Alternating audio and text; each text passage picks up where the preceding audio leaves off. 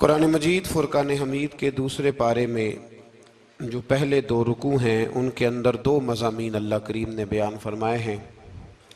सबसे पहले तो तब्दीली किबला की बात इरशाद फरमाई गई है। अहले यहूद ये ताना देते थे कि दीन नया ले आए हैं लेकिन किबला वही हमारे वाला पुराना है। तो नबी करीम अलैहिस्सलाम ने मदीना मुनव्वरा में भी 16-17 महीने बैतुल मक़दस की तरफ मुँह करके नमाज अदा फरमाई। एक दिन ज़ोहर की नमाज हुजूर पढ़ा रहे थे तो दिल में ख्याल आया कि अल्लाह कभी किबला तब्दील हो जाए। 2 रकतें हुजूर ने बैतुल मुक़द्दस की जानिब मुँह करके नमाज पढ़ी और हुजूर ने जैसे ही अपनी तवज्जो आसमान की तरफ फरमाई तो रब करीम ने फरमाया, महबूब हम आपका बार बार आसमान की तरफ देखना मुलाहजा कर रहे हैं, आप जिधर मुँह करेंगे हम उधर ही किबला बना देंगे। तो अल्लाह तबारक व तआला ने किबले को तब्दील फरमा दिया और फरमाया ये आजमाइश है, ये आजमाइश है पैरवी करने वालों के लिए।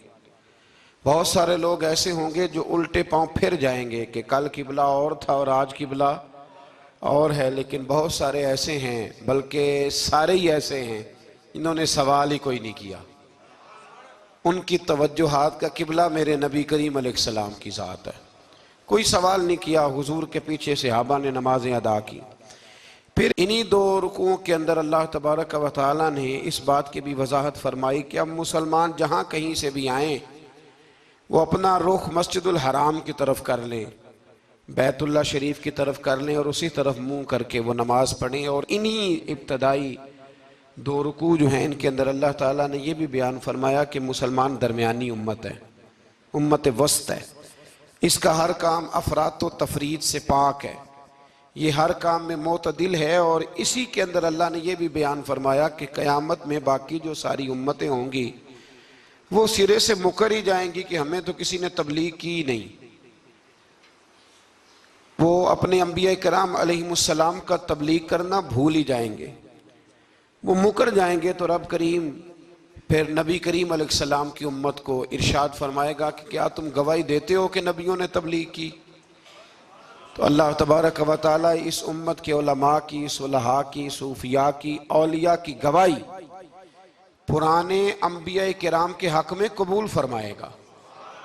ये कुरान मजीद पढ़ रहा हूँ, इस उम्मत के औलिया, सूफिया, उलमा, रासिखून फिल इल्म, ये लोग उठ के गवाही देंगे कि हाँ ए अल्लाह, अंबिया किराम ने तबलीग की थी और तेरी दावत को इन्होंने लोगों तक पहुंचाया था। तो उस वक़्त बाकी सारी कौमें ये भी एतराज़ करेंगी कि अल्लाह ये तो बाद में आए थे, इन्हें कैसे पता चला कि हमारे अंबिया ने तबलीग की है? तो रब फरमाएगा हाँ भी बताओ तुम्हें कैसे पता चला? और उम्मत बोल के कहेगी हमें मदीने वाले महबूब ने बताया है, हमें नबी करीम ने बताया है, शुहदा अलन नास।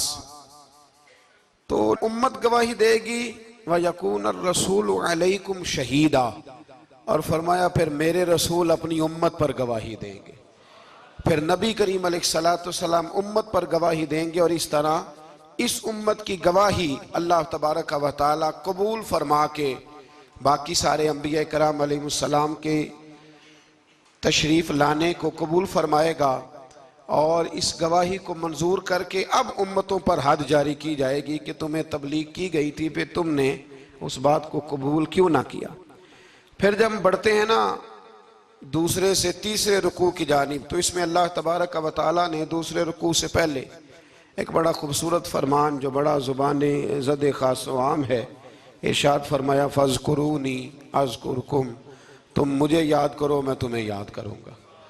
वशकुरूली वला तकफुरून, और मेरा शुक्रिया अदा करो नाशुक्री न करो। वो पीर मेहरे अली शाह साहब, किथे मेहरे अली, किथे मेहरे अली, किथे वो पीर साहब पाक पतन शरीफ तशरीफ ले गए तो वहाँ नारा लग रहा था हक फरीद या फरीद।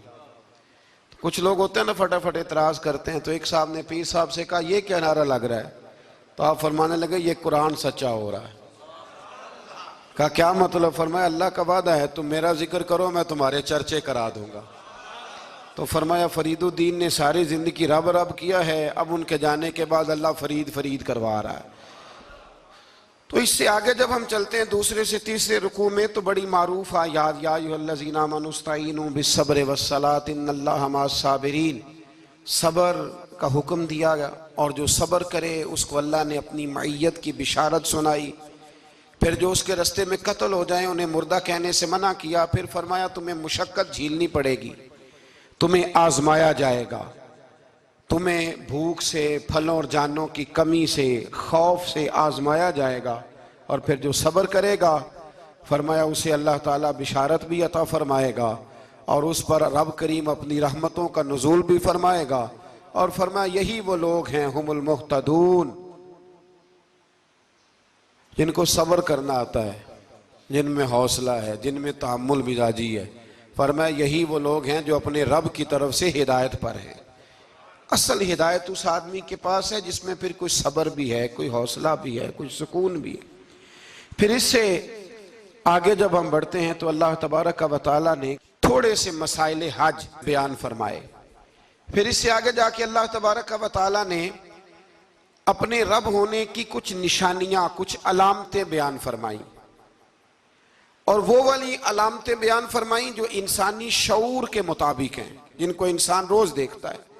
फरमाया ज़मीन आसमान के पैदा करने में और रात और दिन के इख्तलाफ होने में, कि जब रात होती है तो दिन नहीं होता और जब दिन होता है तो फिर रात नहीं होती। और फरमाया ये जो मनो टनो वजन लेके दरिया और कश्ती समुंदर में चलती है, फरमाया इसमें, और जब हम आसमान से पानी बरसा कर ज़मीन से फल उगाते हैं तो ये सारी चीज़ें देख के समझ जाओ ये खुद नहीं बनी, इन्हें कोई बनाने वाला है, इन्हें कोई बनाने वाला है।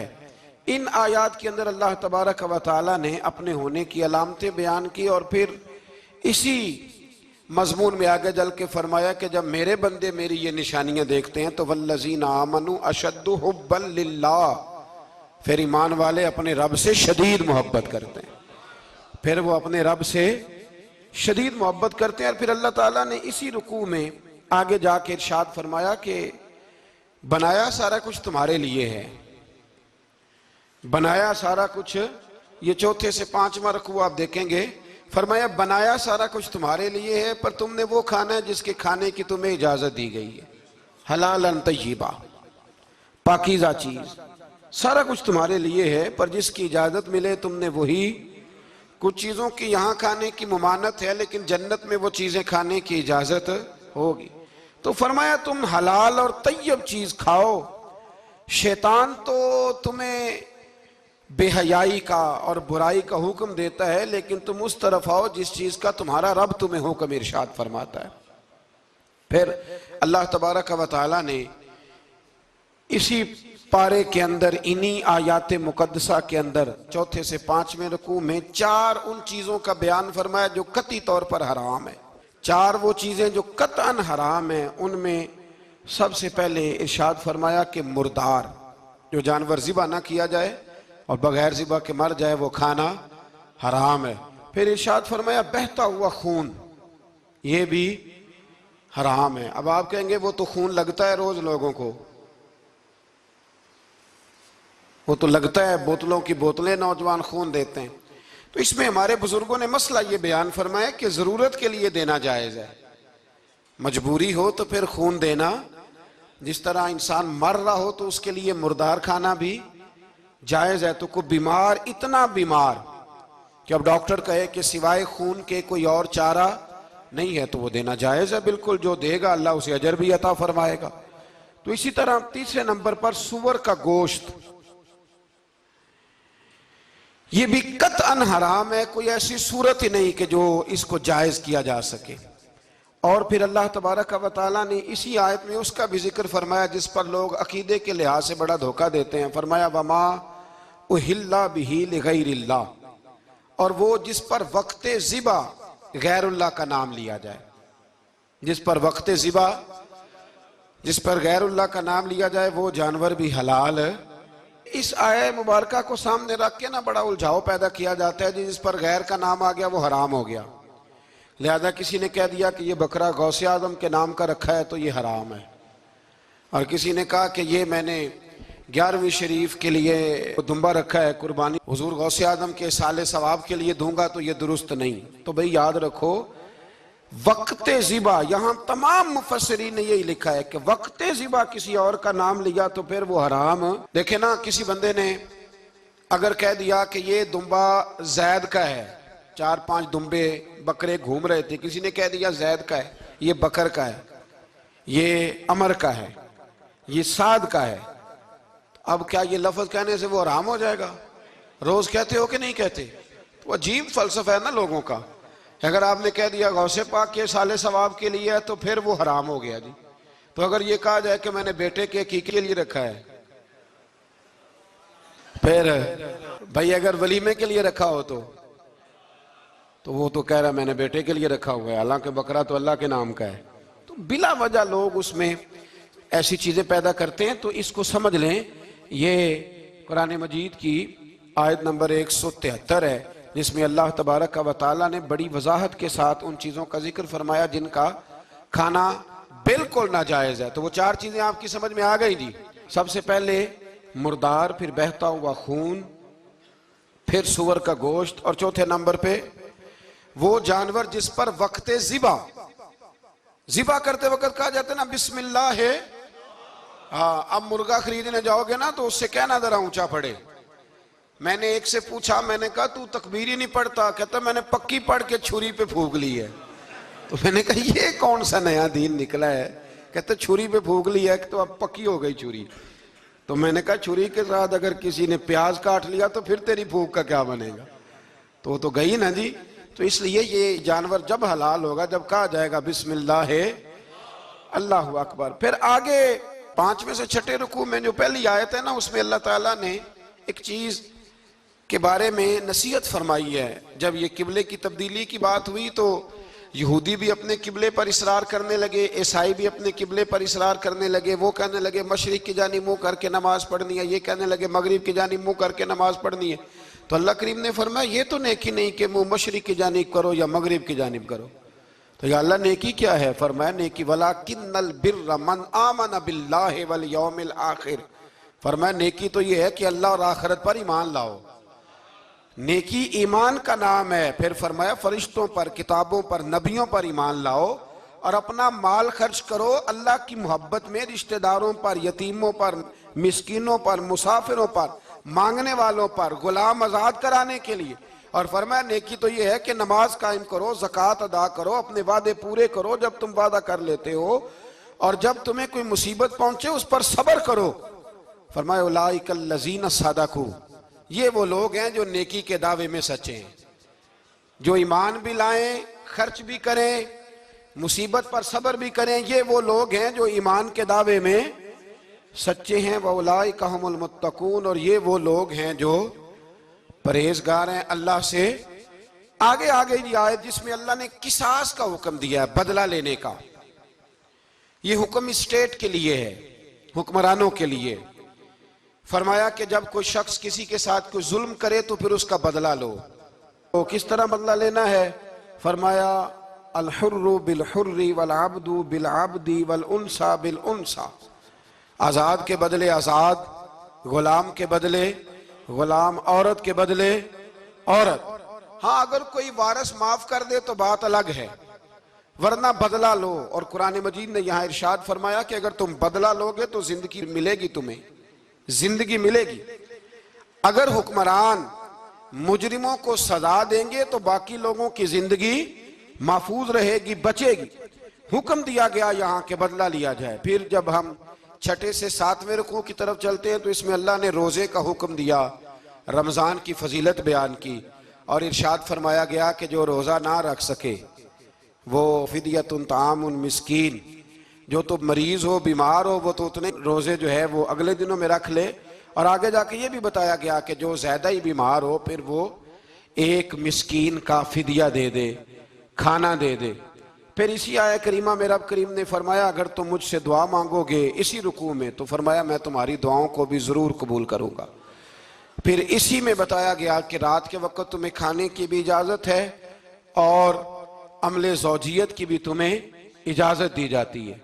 इसी तरीके से फिर आगे अल्लाह तबारक व तआला ने हज के महीनों के बारे में अलामतें इरशाद फरमाई और मसाइल हज कुछ आगे जाके बयान किए। और एक और गलत रस्म, लोग रस्में बना लेते हैं ना, एक और रस्म थी कि यहूदी और ईसाई जब हज करते थे ना, इहराम बांध लेते थे, फिर दरवाजे से घर में दाखिल नहीं होते थे, ऊपर से छलांग लगा के कि अब हम पाक हो गए। तो दरवाजा चूंकि गुनाहगार है, इसके बीच से गुनाहगार आते जाते रहे हैं, लिहाजा दरवाजे से नहीं गुजरते थे। तो अल्लाह करीम ने फरमाया ये कोई नेकी नहीं, ये कोई तरीका नहीं कि तुम दरवाजों से ना गुजरो। वलाकिन्नल बिर्र मन इत्तका, दरवाजे के ऊपर से छलांग लगाना नेकी नहीं, बल्कि नेकी तो ये है कि अल्लाह से डरना शुरू कर दो। हज के बाद पाक साफ हो जाओ, डरना शुरू करो, ये असल में नेकी है। तो फिर अल्लाह तबारक व तआला ने हज के मसाइल काफ़ी तफसील के साथ, चूँकि वो फ़िकी मसाइल हैं और पूरी उसकी जुज़ियात हैं, लिहाजा वो एक नशिस्त में करने की बात नहीं। तो रब करीम ने वहाँ मशअर हराम का भी जिक्र फरमाया और उन सब चीज़ों की तरफ निशानदही फरमाई जिन पर तवज्जो करना उम्मत मुस्लिमा के लिए बड़ा ही ज़रूरी है। फिर आगे 8वें रुकू तक ये बातें मुख्तलिफ अंदाज में चलती रहीं। फिर 9वें से 10वें रुकू में एक बात रब करीम ने ये इरशाद फरमाई कि मैंने काफिरों की नज़र में ना, जब उन्होंने मेरी नाफरमानी की है, मेरे कलमा नहीं पढ़ा, मेरे महबूब को नहीं माना, कुरान मजीद को नहीं माना, तो फरमाया मैंने दुनिया की ज़िंदगी उनके सामने मुज़य्यन कर दी। ये बड़ी समझने वाली बात। फरमाया ज़ुय्यिन लिल्लज़ीना कफ़रू, वो जिन्होंने कुफ्र किया था ना, उनके लिए जीनत दे दी किसे?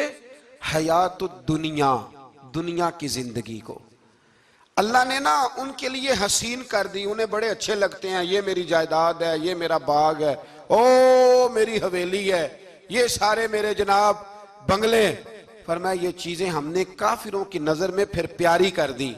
समझिएगा बात, ये काफिर का तरीका है कि वह दुनियादारी का माल देखता है तो उसकी आंखें खिल जाती हैं, बड़ा राजी होता है। मोमिन का ये तरीका, मोमिन किस बात पे राजी होता है? अल्लाह तबारक व तआला की रजा पे मोमिन राजी होता है। इस चीज को अल्लाह करीम ने यहाँ बयान फरमाया।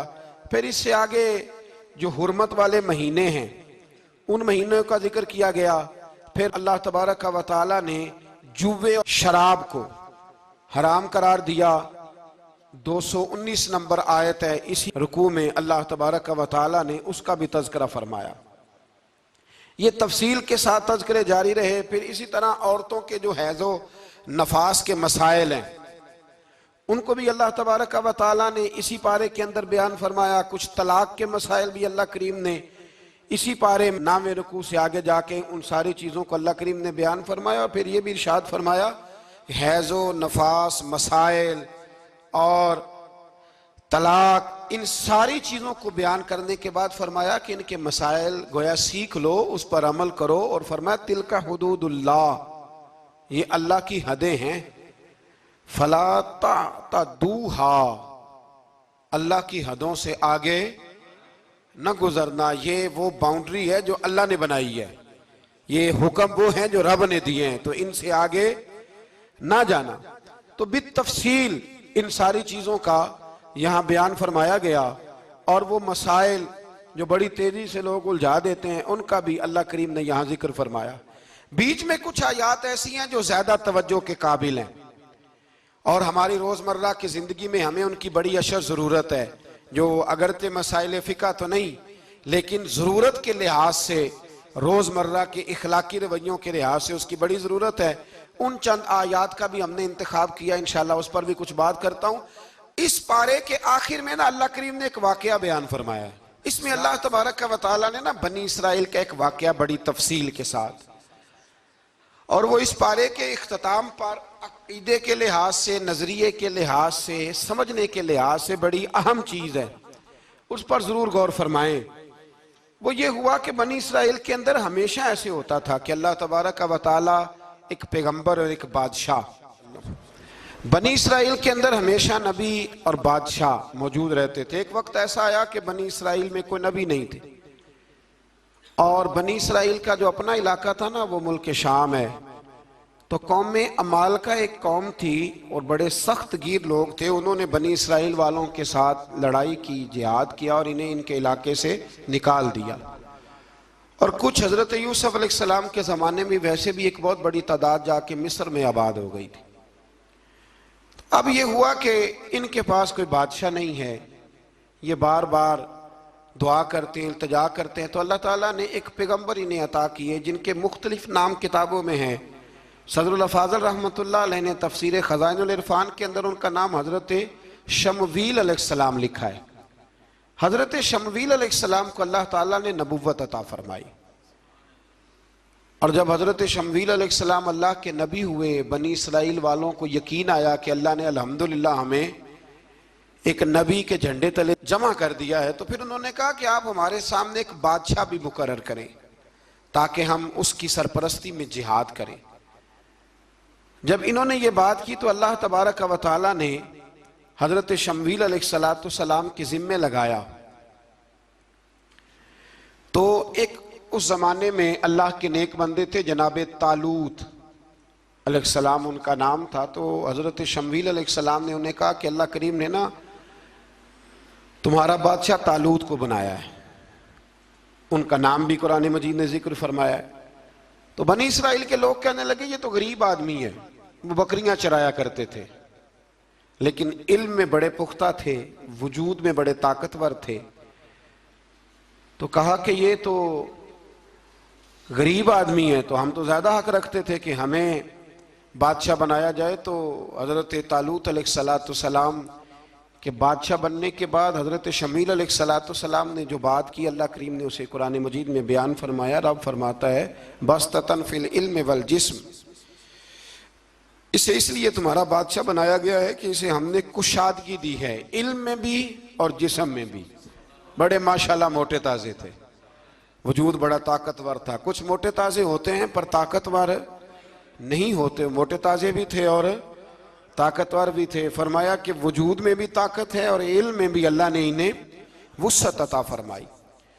तो बनी इसराइल वाले कहने लगे जी नहीं जी, कोई बंदा और आ जाए, ये हमारा बहुत बड़ा मसला है ना जी, हर एक की मर्जी की ना तो बात हो सकती है और ना हर बंदा हर एक की मर्जी पर पूरा। कहने लगे नहीं जी, कोई और होना चाहिए था, हमें कैसे पता चलेगा कि अल्लाह ने मुकर्रर किया है। बड़ी खास बात है, इसको समझिएगा, ये सारा मजमून आपको मिलेगा इसी पारे के आखिर में। आप पढ़ेंगे ना जी तो ये सारा मजमून आपको मिलेगा, और आप अगर सरसरी नजर से भी इसका मुताला करेंगे ना, जाके कुरान शरीफ खोल के 15वें से 16वें रुकू में, आप खुश होंगे कि आप कितने अच्छे नजरिए और अकीदे के मानने वाले हैं। तो जब कहा ना कि तालूत को हमारा बादशाह बनाया गया तो दलील क्या है, तो कुरान कहता है कि हजरत शमवील अलैहिस्सलाम ने फरमाया कि तुम्हारा एक ताबूत था, एक संदूक था तुम्हारे पास, वो संदूक तुम्हारा कौमे उमाल का उठा के ले गई थी। इनके बादशाह होने की दलील ये है कि अल्लाह तुम्हारा वो संदूक तुम्हें वापस कर देगा, वो तुम्हारा संदूक तुम्हें वापस कर देगा। उस संदूक में क्या है, वो हजरत आदम जन्नत से साथ लेके आए थे, उसमें था क्या, तो कुरान मजीद कहता है कि उसके अंदर ना हजरत हारून अलैहिस्सलाम और हजरत मूसा अलैहिस्सलाम के तबर्रुकात थे।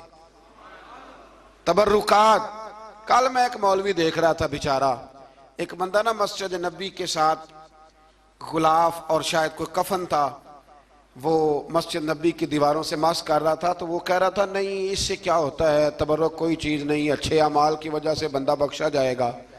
मैंने कहा तू मुझे मिले तो मैं तुझे बुखारी खोल के दिखाऊं कि हजरत अब्दुर्रहमान इब्ने औफ जिन्हें हुजूर ने कतई जन्नती कहा, हुजूर के वजूद पर कुर्ता देख के कहने लगे हुजूर बड़ा ही सोना लग रहा है। तो फरमाया तुझे चाहिए, हुजूर मिल जाए तो क्या ही बात है। नबी पाक ने अता किया तो सहाबा कहने लगे अब्दुर्रहमान आपको तो जरूरत नहीं थी, आपके पास तो बड़े लिबास हैं, तो ये कुर्ता हुजूर ने कबूल कर लिया, कोई लेके आया और आपने मांग लिया। तो वो रो पड़े, कहने लगे पहनने के लिए नहीं मांगा, ये हुजूर के जिस्म से लग गया है, मैंने कफन बनाने के लिए मांगा है। तू कहता है हुजूर के तबर्रुक में खैर कोई नहीं।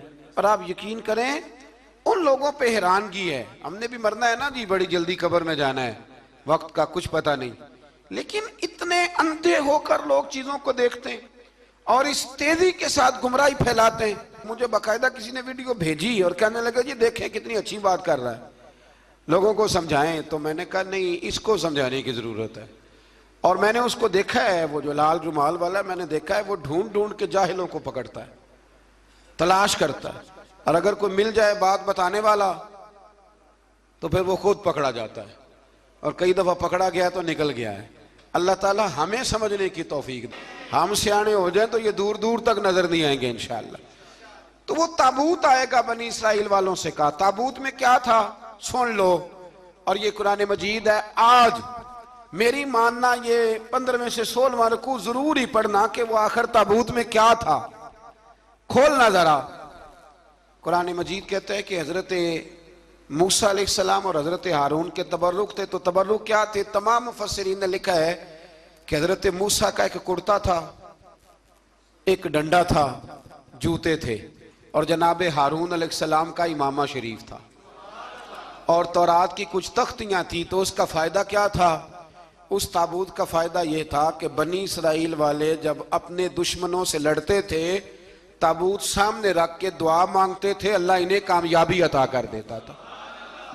तो कौम अमालकों को भी पता चल गया कि संदूक में कुछ है जिसकी वजह से ये कामयाब हो जाते। वो संदूक उठा के ले गए। अब उनकी कम बख्ती ये, कम नसीबी ये कि उन्होंने जाके उसे रूढ़ी पे फेंक दिया। जब रूढ़ी पे फेंका तो उनके अंदर बीमारियां आ गई, वबाएं फूट पड़ी, मरने लगे, वजूद फूलने लगा। फिर उनके दिलों में बात आई कि ये हमने इस संदूक की बेअदबी की है। संदूक में क्या है? तबर्रुकात। हमें कहते हैं जी नालैन का नक्शा क्यों लगाया है? तो हमारे तो बुजुर्गों का कीदा है, सर पे रखने को मिल जाए अगर नक्शे नाले पाके हुजूर, तो फिर कहेंगे कि हाँ ताजदार हम भी हैं। तो कहा कि उसके अंदर ये तबर्रुकात थे। उन्हें भी समझ में आई, तो उन्होंने ना बैलगाड़ी मंगाई और वो संदूक उठा के उसके ऊपर रख दिया। अब क्या हुआ? कुरान कहता है कि फरिश्तों ने ना उस संदूक को वहां से उठाया। मुफस्सिरीन ने लिखा इसका माना यह भी हो सकता है कि उस बैलगाड़ी को डायरेक्शन पे लगाया। उधर से हजरत शमूएल अलैहिस्सलाम ने जनाब तालूत को बादशाह बना दिया, और इधर से वो संदूक चल पड़ा। कहा भाई हम इनको कैसे बादशाह माने? तो फरमाया बादशाह इस तरह मानोगे कि तुम्हारा वो संदूक आ जाएगा। और कुरान कहते हैं उस संदूक में तुम्हारे दिलों का सुकून है, उसमें तुम्हारे दिलों का। और भाई हमारी तो कोशिश होती है बुजुर्गों से कोई चीज मिल जाए, अल्लाह वालों का कोई तबर्रुक हमारे हाथ आ जाए। तो वो संदूक आ गया, ये मान गए। अब जिहाद करने निकले तो लड़ना था जालूत की कौम के साथ। वो बड़ा सख्त आदमी था, 3-3 मन सोना उसने वजूद पे पहना होता था। उसकी कौम से लड़ना है, टोपी बड़ी तगड़ी पहनी होती थी लोहे की। अब कौन लड़े? एक नौजवान थे जिनका नाम था दाऊद अलैहिस्सलाम। वो भी बकरियां चराया करते थे। और जिन दिनों हजरत तालूत निकले ना अपनी कौम को लेकर जालूत के खिलाफ लड़ने, तो हजरत दाऊद भी शामिल हो गए। अल्लाह जब किसी को नवाजता है ना तो फिर खास ही करम नवाजी करता है। मुफस्सिरीन ने लिखा जब ये जा रहे थे ना, वहां जा रहे थे तो रास्ते में इन्हें 3 पत्थर मिल गए। इन्होंने वो तीनों पत्थर उठा लिए। उस जमाने में पत्थर फेंकने के लिए छोटी छोटी लोगों के पास चीजें हुआ करती थी, उसको कोफन भी लोग कहते थे, मंजनीक, उसको सामने रख के फिर बनाई गई। तो आपके पास भी वो आला था जिससे दुश्मन पर पत्थर मारे जाते थे। तो आप वो मशीन लेकर, वो आला लेकर वहां पहुंचे हुए थे। 3 पत्थर आपके पास थे। आप फरमाते उस दिन मैं बड़ा बीमार था, इतना बीमार था कि मेरा रंग पीला हो गया। अब वो जालूत के सामने कोई नहीं जाता था। तो जनाब तालूत कहने लगे कि जो जालूत को मारेगा ना, यानी इनके बादशाह को, इस कौम के, तो मैं उसे अपनी आधी सल्तनत भी दे दूंगा और अपनी बेटी का निकाह भी उसके साथ कर दूंगा। देखें अल्लाह नवाजता है तो किस अंदाज में नवाजता है। तो हजरत दाऊद कहते हैं वो दूर खड़ा था तो मैंने ना 3 पत्थर मारे। भाई हिम्मत करना तो हमारे जिम्मे है कि नहीं? मेरी मिल्लत का जवान कहता मैंने करना कराना कुछ नहीं। यानी अगर आप कहें ना कुछ करो तो फिर वो कोई काम करने की मतलब मामला। वो मुझे कल एक संगी कह रहे थे, कहने लगे जी अल्लाह के फजल से कुछ भी नहीं करना पड़ा, मुर्शद ने नजर कर दी। मैं क्या मैनू मिलनगे तो मैं उन्होंने समझावांगा कि कुछ करा के नजर करया करो, क्योंकि मेरे वो दोस्त हैं, मैं उन्हें जानता हूं। नजर में बड़ा कुछ होता है लेकिन अल्लाह भी तो बंदे पे बड़ी नजर रहमत करता है ना। लेकिन कहता है 5 नमाजें पढ़, रमजान के रोजे रख, ज़कात फर्ज हो तो अदा कर, ये सारे काम कर, सच बोल, दयानतदारी कर, फिर मैं अपने फजल से तुझे जन्नत अता करूंगा। तो ये जो रवैया हमने बनाया ये दुरुस्त नहीं। तो फरमाते हैं 3 पत्थर मैंने मारे, अल्लाह ने इतना फजल किया कि वो भी मर गया, और उससे छू के मेरे पत्थर आगे बढ़े तो उसकी फौज के 30 आदमी भी मर गए। 3 पत्थरों से 31 बंदे अल्लाह ने मार दिए। फरमाते इसलिए कि हाथ मेरे थे और ताकतें मेरे रब करीम की थी। तो हजरत दाऊद अलैहिस्सलाम के हिस्से में जनाब तालूत की साहिबजादी भी आई, आधी सल्तनत भी आई। काफी साल हजरत तालूत हयात रहे, फिर उनका विसाल हो गया, तो सारी सल्तनत हजरत दाऊद को मिली, और फिर अल्लाह तबारक व तआला ने उन्हें नबूवत भी अता फरमाई। ये दुनिया में वाहिद पैगंबर हैं जो बैक वक्त नबी भी थे और बादशाह भी थे। और फिर अल्लाह ने फजल फरमाया, इन्होंने बड़ी बड़ी फुतूहात की। और फिर हजरत दाऊद के साहिबजादे का नाम हजरत सुलेमान अलैहिस्सलाम, फिर उनके साहिबजादे का नाम हजरत। तो ये हुआ कैसे? ये सारा कुछ अल्लाह तबारक व तआला के फजल से हुआ, उसके करम से हुआ। अब इस वाक़या से हमें क्या पता चलता है? हमें यह पता चलता है कि रब जब फजल फरमाए ना किसी पे भी, तो हमें उस बंदे को देख के राजी होना चाहिए, कोई शिकवा नहीं करना चाहिए। और दूसरी बात ये समझ लेना चाहिए कि हुकूमतें, माल, दौलत ये सिर्फ सियासतों से नहीं मिलती, ये खुदा के फजल से मिलती है। और ये भी समझ लेना चाहिए कि जो बुजुर्गों के तबरुकात होते हैं उनकी क्या ही बात होती है। चंद बातें ऐसी थी कि मेरा दिल करता था उनको दोहराया जाए और ख़ास करके उन बातों पर तवज्जो की जाए। यहाँ ना अल्लाह तबारक व तआला ने उन बातों में से एक बात का जिक्र फरमाया है। यहाँ 207 नंबर जो आयत है ना इसी पारे की, उसमें अल्लाह करीम ने फरमाया कुछ लोग ऐसे हैं जो अपनी जानें ही अल्लाह के हवाले कर देते हैं। जिंदगी का मकसद दीन होता है, लुटा देते हैं। ये नाजिल कब हुई? यह आया मुबारक हजरत सुहैब रूमी के बारे में नाजिल हुई। हजरत सुहैब रूमी रदी अल्लाह तआला अन्हु बड़े मालदार थे। मक्के से जब चले ना तो सारा माल मक्के में छोड़ दिया, इसलिए कि अल्लाह के रसूल मदीने चले गए। फरमाते हैं फिर मैंने मालो दौलत की परवाह नहीं की, फिर मैंने ये सोचा कि मैंने अपने हबीब के पास जाना है। सारा माल एक जगह पे दबाया और फरमाते हैं मैं मदीना तय्यबा के लिए जब निकला तो कुफार ने, कुरैश मक्का ने रोका, हम नहीं जाने देंगे। तो हज़रत सुहैब रूमी फरमाने लगे भाई सुनो, मैं कमज़ोर नहीं, मैं ताकतवर आदमी हूँ, और तुम में से कोई ऐसा माई का लाल नहीं जो तीर चलाने में मुझसे ज़्यादा सियाना हो, तलवार चलाने में मुझसे ज़्यादा अक्लमंद हो। जाना मदीने मैंने है। अब यह है कि तुम बताओ मेरे साथ तीरों तलवारों से लड़ोगे या मैं तुम्हें एक सौदा बताऊंगा, सौदा करोगे? कुरैश कहने लगे सौदा क्या है? कहने लगे मेरा बड़ा माल है, मैं मक्के में दफन करके आया हूं, तुम मुझे मदीने जाने दो, मैं तुम्हें सारे माल का पता बता देता हूं। हजारों लाखों में था माल तिजारत। देखें जब सहाबा मदीने जाते थे तो कितनी कीमत दे के जाया करते थे। तुम मुझे जाने दो, मैं तुम्हें वहां का पता बताता हूं। उन्होंने कहा जी बात ठीक है, आप पता बता दे। हज़रत सुहैब ने सारी जिंदगी की जमा पूंजी हजारों लाखों में सारी दे दी और मदीने के लिए तैयार हो गए। अल्लाह करीम ने इस बात को बड़ा ही पसंद फरमाया और फरमाया व मिनन नासी मन यशरी नफ्सहु इब्तिगा मरदातिल्लाह। फरमाया कुछ लोग ऐसे हैं जो अपनी जानें ही बेच देते हैं अल्लाह की रिजा हासिल करने के लिए, अपनी जानें बेच देते हैं। नफ्सहु इब्तिगा मरदातिल्लाह, अल्लाह की रजा हासिल करने के लिए अपनी जानों को बेच देते हैं। तो फरमाया फिर अल्लाह क्या करता है? फरमाया वल्लाहु रऊफुम बिल इबाद, फिर अल्लाह भी अपने बंदों पर बड़ा ही रहम फरमाने वाला है। जब ये सारा माल दे के मदीने पहुंचे ना तो इनके इस्तकबाल के लिए जनाब उमर पहले से मौजूद थे। हजरत उमर रिसीव करके नबी करीम की बारगाह में ले गए तो फरमाते हैं हुजूर ने मुझे देखते ही फरमाया सुहेब, जिंदगी में तुमने बड़ी तिजारतें की होंगी, पर ये जो तूने सौदा किया है ना ये बड़ा ही नफे वाला किया है। ये जो सौदा फरमाया ये तूने बड़ा, तो दीन के लिए जब आप कोई काम करते हैं तो ये सौदा बड़ा नफे वाला। एक मजमून और यहां है, 216 नंबर आयत में, वो भी बड़ा ही समझने वाला है। अल्लाह करीम ने जब जिहाद फर्ज किया ना, तो फरमाया कुतिबा अलैकुमुल किताल, हमने तुम पर कत्ल करना, किताल करना फर्ज किया है। फरमाया हो सकता है तुम्हें ये कराहत महसूस हो, मुश्किल लगे, बुरा लगे। एक बात जो आज की नसीहत है और मज़ामीने कुरान जो हम सीख रहे हैं, उसके अंदर से हमें ये ख़ास चीज़ है जिसको समझना चाहिए। अल्लाह करीम ने फरमाया कि तुम पर जिहाद फर्ज किया गया है, वाहुवा कुरहुल लकुम, हो सकता है तुम्हें नापसंद हो, तो एक ना सारी जिंदगी के लिए एक नसीहत कर दी। फरमाया व आसा अन तकरहू शैया, हो सकता है तुम किसी चीज को नापसंद करो, वहुवा खैरुल लकुम, और वो तुम्हारे लिए अच्छी हो। अल्लाहु अकबर। ये वो बात है, अगर समझ में आ गई तो कलेजा ठंडा हो गया, जिंदगी सुकून में आ गई।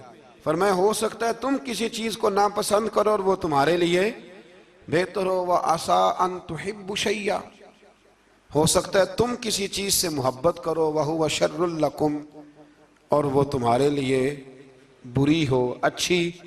बस मेरे रब ने एक बात मुसलमान को बता दी तो जीने के लिए बड़ी काफ़ी है। फरमाया तुम मेरे और मेरे रसूल के हुक्म पर चलो। क्यों? इसलिए कि वल्लाहु यअलमु व अंतुम ला तअलमून, अल्लाह जानता है तुम नहीं जानते। अल्लाह के तरीकों के मुताबिक, रसूलुल्लाह के बताए हुए तरीकों के मुताबिक चलो। अल्लाह जानता है, हम जानते नहीं। तो कुरान मजीद की इस नसीहत पर ज़रूर गौर करें। एक शख्स ने एक दफ़ा अपनी बीवी की बड़ी शिकायतें की नबी करीम की बारगाह में, तो रसूल करीम अलैहिस्सलाम ने फरमाया हो सकता है अल्लाह तुम्हें उसमें से ऐसी औलाद अता कर दे जो तेरे लिए बाइसे खैर हो।